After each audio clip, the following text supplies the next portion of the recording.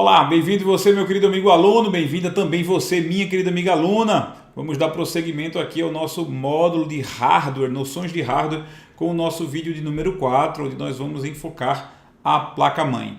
No vídeo passado a gente fez questão de abordar o processador e agora nós vamos focar na placa-mãe, continuando inclusive a sequência do material textual que acompanha esse curso. Vamos conhecer a placa-mãe, vamos conhecer o chipset da placa-mãe, o foco, nosso foco. Nós vamos conhecer os barramentos da placa-mãe, vamos saber o que são slots, portas, vamos aprender sobre os vários conectores da nossa placa-mãe, ok?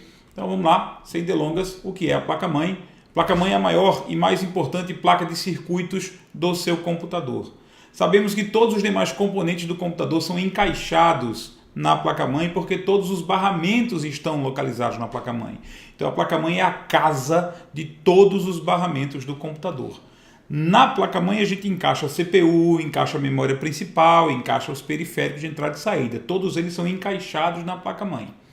Esses encaixes que a placa-mãe tem, porque claro, se eu vou encaixar uma CPU na placa-mãe é porque na placa-mãe tem algum lugar exatamente construído para encaixar a CPU, o processador, concorda? A placa-mãe é grande, ela tem espaços onde eu vou, lacunas, na verdade, onde eu vou colocar, encaixar os demais componentes do computador. Nós temos vários nomes para esses encaixes, é a primeira coisa que a gente vai ver. Por exemplo, aqui está a nossa placa-mãe e nós vemos que ela tem uma série de encaixes nela, muitos encaixes, né? Deixa eu localizar minha caneta aqui para mostrar a vocês. Eu tenho o seguinte, eu tenho esses encaixes aqui, que são específicos para colocar a CPU. Engraçado é que eu tenho dois aqui. Essa placa-mãe da foto, ela tem dois encaixes para a CPU, dois encaixes para processador, o que não é comum. Isso é uma placa-mãe feita para servidores, que admite ter mais de um processador. Nós temos encaixes específicos para placas de expansão, nós temos encaixes específicos para a memória principal. Inclusive aqui tem muito encaixe para a memória principal, certo? E nós temos encaixes para equipamentos que vão ficar externos à placa-mãe, externos ao gabinete. Vamos conhecer todos eles agora, vamos dar nomes aos bois, certo? Os encaixes da placa-mãe, o primeiro que nós vamos conhecer é o socket, ou socket, que é o encaixe que é usado para colocar o processador. O processador do computador, ele é colocado num encaixe chamado socket ou socket, ok? Esse encaixe tem vários formatos, cada um para um processador diferente. Está vendo aí um encaixe para processadores AMD, encaixe para o processador FX provavelmente. E aqui nós temos um outro encaixe para processadores da Intel. Percebeu a diferença de formato? Quer dizer, a placa-mãe ela tem que ser construída para um determinado processador. Você não pode comprar um processador de modelo tal e esperar que qualquer placa-mãe vá aceitá-lo. Isso já caiu em prova? Já sim. Fique ciente. Um processador de modelo A, ele só pode ser encaixado numa placa-mãe feita para este modelo. O formato do encaixe diz isso, uma série de características diz isso exatamente, certo? Que outros encaixes a placa-mãe tem? Nós temos os slots ou fendas. Slots são encaixes compridos, encaixes finos e compridos como esses que são usados para memória RAM e para placas de expansão. As placas periféricas, placa de som, placa de vídeo, como a gente vai ver, são encaixadas em slots e a memória RAM também. Essa foto aqui mostra 4 slots para a memória RAM. Quer dizer, eu vou colocar um pente de memória RAM nesse slot amarelo, um outro pente nesse slot laranja. Vamos trocar a cor da caneta, né? Um outro pente vai ficar aqui, um outro pente vai ficar aqui. Então nós temos 4 slots para pentes de memória, para encaixar os pentes de memória. Essa outra foto aqui mostra slots para placas de expansão.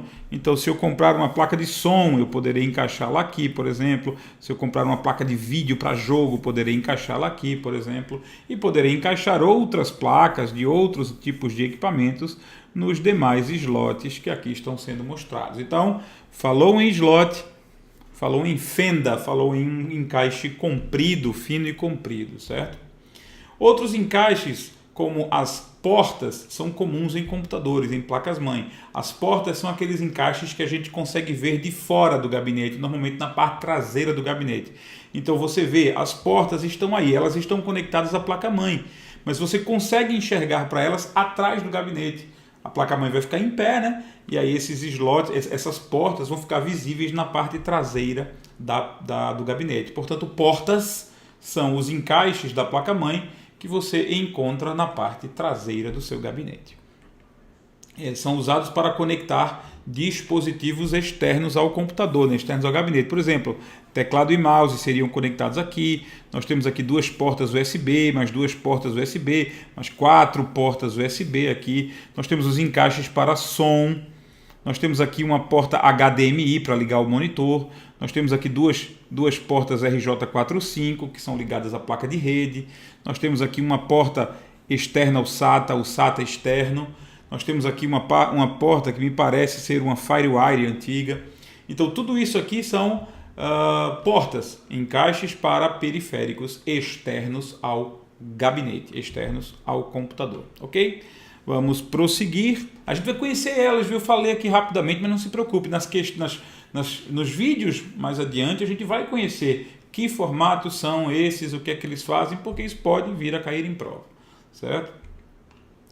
O que mais nós temos? A placa-mãe tem um componente super importante, central a ela, chamado chipset. O que é o chipset? Toda placa-mãe possui um chipset. O chipset já vem com ela. A expressão chipset significa conjunto de chips, conjunto de circuitos. A placa-mãe tem o preço da placa-mãe, a potência da placa-mãe, o poder da placa-mãe é em grande medida dependente dele. O chipset é que diz se a placa-mãe é boa, é cara, se a placa-mãe vai rodar bem, se a placa-mãe é excepcional ou não. Então o chipset é o centro nervoso da sua placa-mãe. Se eu pudesse, eu comparei já a placa-mãe com uma cidade, eu comparei os barramentos com as estradas dessa cidade, as ruas dessa cidade, por que não comparar o chipset ao controlador central de tráfego? O chipset é o controle central de tráfego da placa-mãe. Tudo que trafega pela placa-mãe passa pelo chipset. Okay? Então o chipset é a estação central, a estação central do Brasil, vamos dizer assim, uma estação central para onde convergem todas as informações e de onde todas as informações são transmitidas para os demais componentes do computador. Certo? O chipset é normalmente formado, ou era normalmente formado, por 2 circuitos principais, a ponte norte e a ponte sul. Nesse esquema de ponte norte e ponte sul, a ponte norte era responsável pela comunicação com a CPU.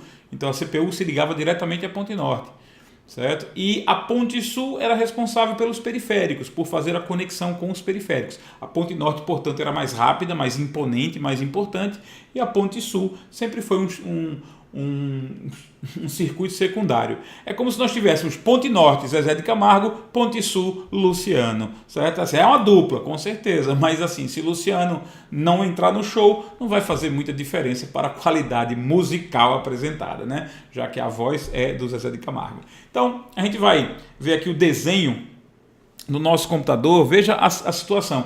Isso é o desenho histórico, como a placa-mãe era antes. A placa-mãe tem uma ponte norte. E olha a responsabilidade da ponte norte. Fazer a ligação da CPU, fazer a ligação da memória principal, memória RAM, fazer a ligação da placa de vídeo, né, que a placa de vídeo é um dispositivo que exige muita velocidade, e alguns slots, alguns barramentos eram controlados pela ponte norte. A ponte sul era relegada ao restante. Esse restante era o disco rígido, os periféricos de entrada e saída mais simples, alguns barramentos mais lentos. Então, note, a ponte norte, se a CPU quisesse falar com o disco rígido, a mensagem tinha que ser passada para a ponte norte passava a mensagem para a ponte sul e a informação ia para o HD. Certo? Então era assim que acontecia. Da mesma forma, se a nossa CPU quisesse falar com a memória principal, a comunicação tinha que passar necessariamente pela ponte norte. Ok? Hoje em dia, esse esquema mudou um pouquinho, né? Mas vamos desenhar aqui, como seria a placa-mãe com as 2 pontes. Ó, eu estou vendo aqui um circuito, esse circuito é a ponte norte. É o circuito, inclusive, mais próximo da CPU. Se você observar direitinho, é o circuito mais próximo do processador, tá aqui, certo? E, claro, circuito também mais próximo da memória principal, ok? E nós temos aqui a ponte sul. A ponte sul é o outro chip, está ligado à ponte norte aqui. E a ponte sul permitiria a ligação dos barramentos, dos outros barramentos menos importantes, HD e tal. Certo? Você percebe nesse esquema que nós temos uma ponte norte, uma ponte sul. Tá? está mais para ponte leste e oeste, porque a placa-mãe está deitada. Mas se você levar em consideração que a placa-mãe fica em pé, a ponte norte fica em cima e a ponte sul fica embaixo, ok? Bom, que mais? Então esse é o esquema que a gente tinha há alguns anos de conexão na placa-mãe. A placa-mãe tinha esse esquema, o chipset formado por ponte norte e ponte sul. Olha a diferença agora. Todas as placas-mãe, ou a grande parte das placas-mãe da atualidade, trabalham dessa forma, com esse esquema que você vai ver agora. A ponte norte e a ponte sul meio que foram unificadas num único grande circuito, que é chamado de chipset. Mas olha que coisa interessante. A CPU, ou seja, o próprio processador, é o responsável pela comunicação direta com a memória RAM, com a placa de vídeo e até mesmo com alguns barramentos mais rápidos. Quer dizer, a CPU não precisa mais de atravessadores para isso. Para se comunicar com componentes mais rápidos do computador, a placa-mãe não precisa intermediar mais a comunicação. É a CPU diretamente que faz isso. O chipset não intervém, o chipset não atua na comunicação, por exemplo, da CPU com a memória RAM. E isso é até mais inteligente, por quê? Porque a CPU se comunica com a memória RAM o tempo todo. O tempo todo. Quanto menos atravessadores houver entre elas, melhor. Então, isso é o que a gente chama, né? Aqui você vai ver no material, inclusive, que está disposto aí para você, controlador integrado de memória. Ou seja, o nosso processador, a nossa CPU, certo? Ela atua já com controlador integrado de memória. É integrado a ela o controlador de memória. Não precisa da CPU, não precisa do chipset para isso. Certo? A CPU também tem já consigo um controlador de vídeo direto, um controlador de vídeo integrado. Então a CPU consegue controlar o vídeo. Em alguns laptops isso é muito importante, porque a CPU já manda o sinal diretamente para o monitor do laptop, sem precisar passar por até mesmo uma placa de vídeo. Eu não quero ter uma placa de vídeo, eu não quero ter um equipamento para gerar o sinal de vídeo. A CPU já gera o sinal de vídeo automaticamente na geração atual dos processadores. Por isso, o chipset perdeu funções, ele passou a exercer menos funções. Então o chipset ainda continua controlando os periféricos de entrada e saída, os discos e alguns barramentos ali, o chipset continua controlando. Mas memória RAM, com vídeo e alguns barramentos mais rápidos que nós vamos conhecer, eles já são controlados diretamente pela própria CPU. Você vai ver esse desenho aqui dessa placa-mãe, mostra isso, ó. Temos aqui uma placa-mãe muito nova, e ela só tem esse grande circuito controlador aqui. Esse é o chipset. Então, a conversa entre a CPU e a memória principal, memória RAM, acontece diretamente, CPU, memória RAM, certo? A CPU vai se comunicar diretamente com o circuito de vídeo para dar uma saída aqui para um monitor, por exemplo. Daí a CPU se comunica com o chipset, para que o chipset consiga se comunicar, por exemplo, com os HDs, né, os discos, alguns barramentos mais lentos, os dispositivos de entrada e saída, como teclado e mouse. Então, a CPU assumiu a responsabilidade de conversar com a memória principal, com o controlador integrado de memória, e também assumiu a responsabilidade de gerar imagens, né, dentro de si mesmo, com o controle integrado do vídeo, a geração, a formação integrada do vídeo no próprio chip do processador. O processador hoje também assume o que antigamente era uma placa de vídeo assumia. Nas próximas aulas, quando a gente for falar sobre placa de vídeo mesmo, eu vou dizer a você se é necessário, né, para a CPU ou se é necessário ainda ter placa de vídeo hoje, por causa do fato das CPUs assumirem o poder de placa de vídeo também. A gente vai falar sobre isso mais adiante. Então, continuando aqui, nós temos como o chipset é hoje. Você já conhece, já viu, a gente acabou de explicar. Mas eu queria fazer um lembrete a você. Você lembra dessa imagem? A CPU ligada a barramentos e esses barramentos ligados à memória principal, dispositivo de entrada e saída e memórias auxiliares. Esse é o desenho esquemático que a gente apresentou sobre o computador logo nas primeiras aulas de conhecimento de informática. Não foi? Certo, mas eu estou mostrando agora isso. Qual é a diferença? Bom, a diferença é que aqui no centro nós temos um chipset que liga tudo, né? E o nosso desenho esquemático mostra um barramento no meio, certo? Esses barramentos, isso aqui é uma ideia, né? Isso aqui é o desenho esquemático original de um computador. Isso aqui é um esquema de von Neumann, um esquema de um computador conectado por meio de barramentos. Então, quem faz as vezes desses barramentos hoje é o chipset. Ok? Então, o chipset seria, no nosso desenho ideal, no nosso desenho real, na verdade, o chipset é o que os barramentos são.